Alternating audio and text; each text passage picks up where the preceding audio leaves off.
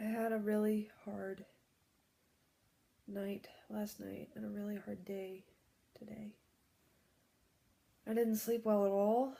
Um, it got really cold last night.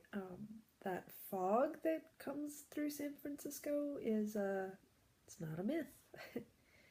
So it got damp, and I just felt the dampness on me all night long. I don't really have the right kind of sleeping bag for the conditions I was in. Um, so I got a terrible night's sleep. I woke up a lot, just my arms and legs cold, and I would try to just like concentrate on my solar plexus chakra and try to get warm and meditate, and it would get me back to sleep for a minute, and then I'd wake up. I don't know how many times last night. I also had a nightmare last night. I haven't had a nightmare in 2 years since my dad passed away. I It was awful.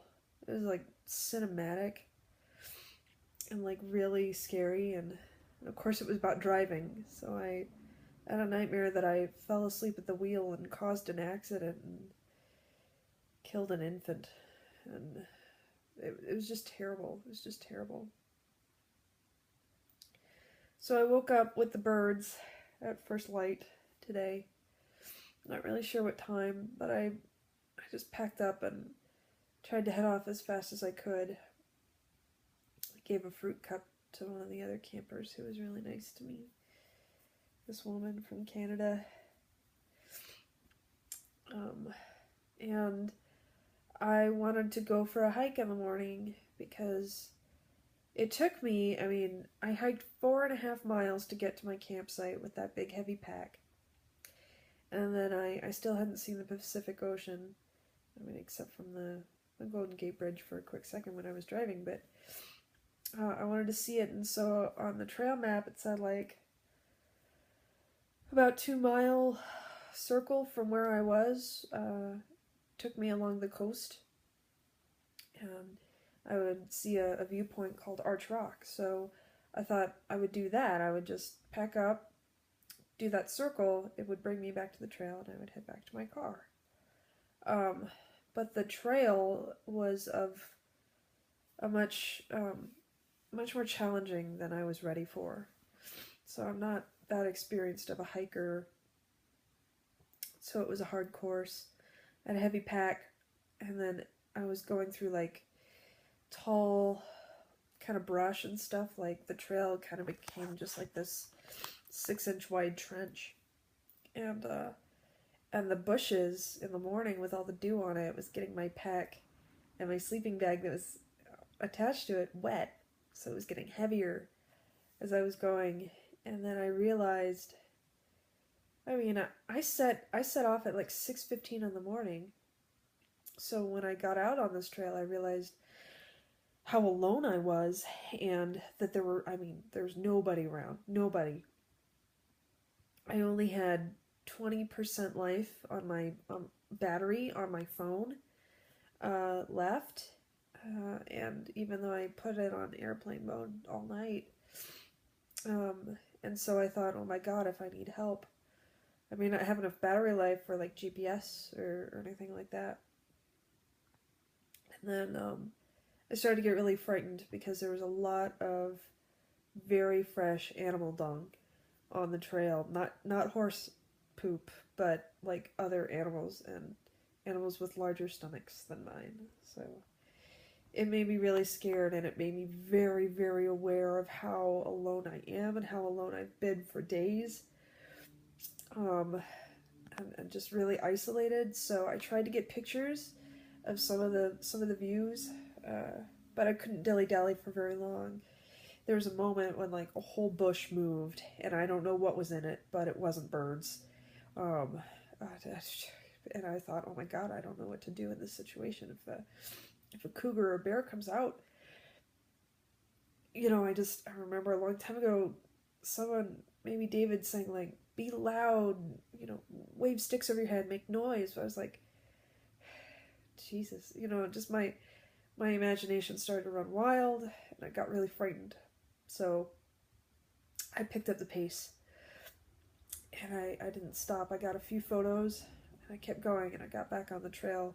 And by the time I hit the normal trail that I came in on, there were like morning hikers and joggers and stuff. So I made it back to my car, but a little depleted because I was tired.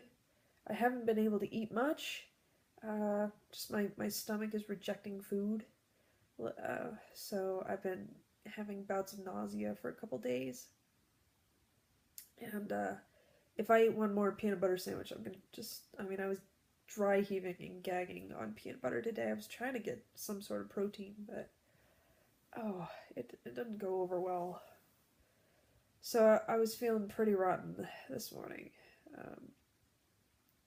I managed to get a few provisions at a store on my way out, but it took me so long to go on that hike that I didn't have time to go see some other things. So I missed going to the lighthouse, and I didn't get to the beach because I knew I just had this really long day of driving ahead of me to get to my next destination. So instead of taking Coastal Route 1, which would have been beautiful, I got on the interstate, and as soon as I got on I-5, I needed gas. My car is going through gas really so much. I can only get 180 miles out of a half a tank, and that's just not normal for my car. I don't know what's up with that. So I stopped for gas, and there's this man, and he tried to like pump my gas for me, and I told him like to get away, to back off from my car, and he was really scary looking. He had some sort of skin condition or something, and so he had like red and pock marks and scars all over his face and on his arms, and he wasn't making any sense. I couldn't understand a single thing he was trying to say to me. And I tried to back off, and I was just trying to like pump my gas as fast as possible, and he like starts to hit the button, and I was like, no, just go on, man, just like get away. I raised my voice on him, and that's when someone else who was pumping their gas on the other side, this man who was like on a motorcycle, stood up for me and got around and told him to leave me alone. And that was so kind.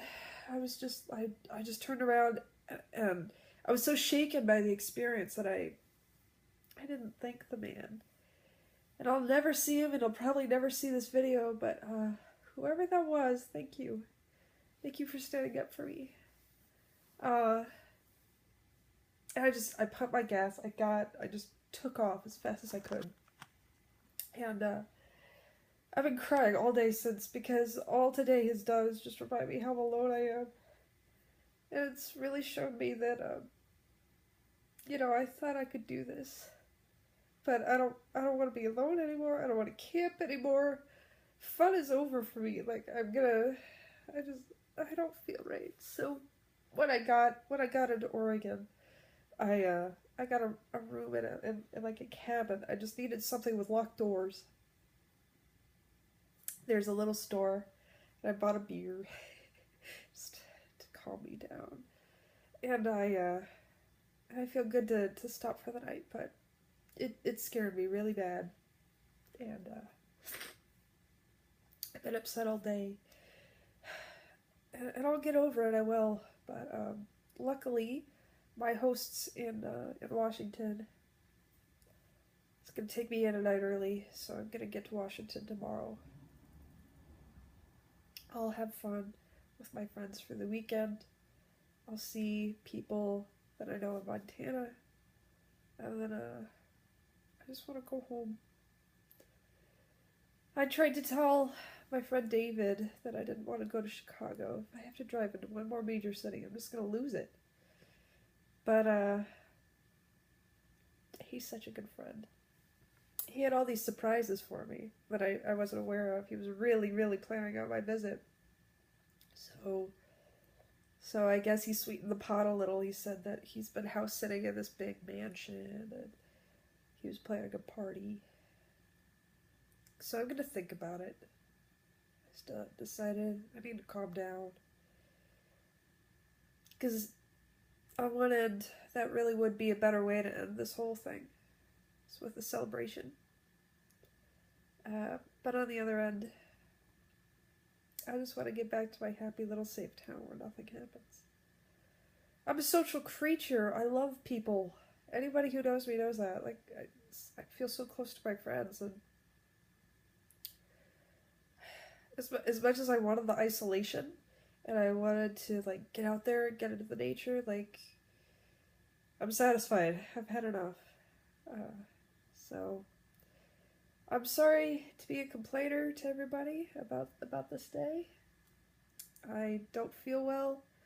I'm covered in bites and welts and scratches and stings. And, I'm just gonna have my tasty beer here. And then I'm gonna make my couple noodle for dinner.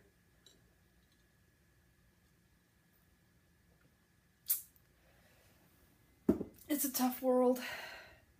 I resent this world for proving to me that a woman can't go out there on her own. It pisses me off. It's not fair. It's the way of it. So, to everyone who's really worried, you were right. I'm gonna get home soon, okay? Love y'all.